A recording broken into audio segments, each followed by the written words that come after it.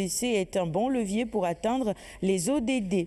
Et le Togo est à l'école sénégalaise, nous informent également nos confrères du Soleil ce matin.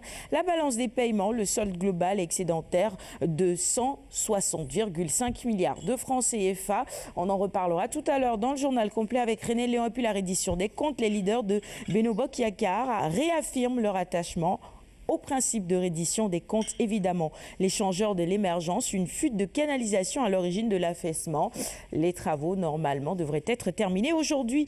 Et puis, on finit avec le partenariat Aras National de Kébémer et de Kesnaï en France.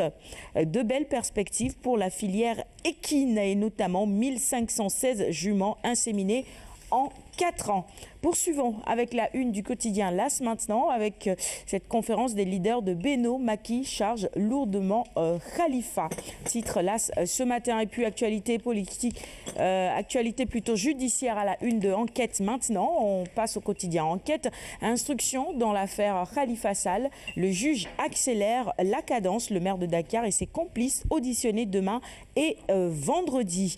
Poursuivons cette revue des titres avec la une du quotidien L'Observateur. Sur ce même dossier, le dossier de la caisse d'avance de la mairie de Dakar, Khalifa attendu au fond. Le maire de Dakar face au doyen des juges ce vendredi. Le quotidien nous emmène à Kolda ce matin pour nous parler de ces affrontements entre jeunes et forces de l'ordre.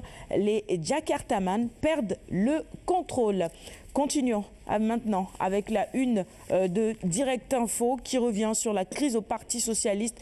Tanor Ndiouf en puissance, selon nos confrères de Direct ce matin. Allez, libération sur le marché pour l'équipement de 17 collèges de Dakar.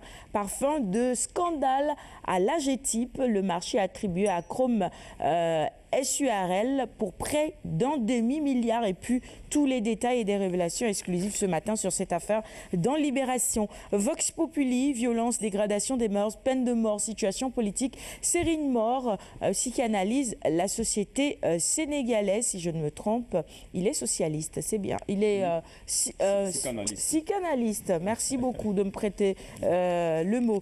On va passer maintenant à la une des quotidiens spécialisés en sport. Vox Sport. Pour démarrer, Souleymane Diallo, membre du staff DU20 sur la finale Zambie-Sénégal. Si on avait gagné, on n'allait pas sortir du stade.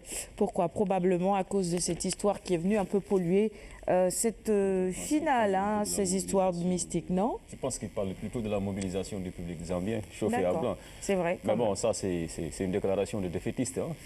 Parce que quand on perdait l'avant-dernière finale, c'était ici à domicile et le Nigeria était à l'extérieur. C'est vrai. C'est ici au Sénégal qu'ils ont remporté leur dernière CAN, des U20. Et les équipes qui veulent vraiment compter en Afrique, mais elles sont obligées de gagner à l'extérieur. Donc je crois que ça, on ne se doit même pas de le dire. Peut-être, ça peut donner un certain complexe aux joueurs sénégalais qui sont peu habitués à gagner à l'extérieur. Ça, encore une fois, il faut le rappeler. Hors de nos bases, le joueur sénégalais est assez fébrile. Donc moi, ce genre de déclaration, en tant que Sénégalais supporter, moi je ne cautionne pas. Maintenant, libre à lui aussi de le faire. Exactement. On passe à Sport 11. Football Ligue 1 sénégalaise. Il pleut, début sur la Ligue 1. Et puis on nous parle également de l'AG de la CAF. Augustin Senghor, il dit tout le monde reconnaît qu'il faut du changement. Et nous également, on va suivre évidemment cette actualité pour vous. On finit avec ces matchs amicaux, toujours à la une de Sport 11. Aliou Cissé publie la liste ce jeudi. Stade avec la Ligue des Champions, les 8e de finale retour. Monaco peut-il renverser Manchester City? Réponse évidemment à l'issue des 90 minutes certainement. Sounoulambe avec Bassirou Gueye du staff du Lion de Guédiawaye. Il dit Prince n'a pas les moyens pour Balagri. Et selon lui, Prince est un perturbateur et Luc Nicolaï n'a pas lâché prise. La réalité est que Face n'est pas prête. Voilà, ce sera tout pour la revue des titres de ce matin. Merci de l'avoir suivi. On va poursuivre maintenant avec la chronique immobilier, celle de Tafa. Tafa, tu me rejoins maintenant. On va parler un peu de décoration avec toi.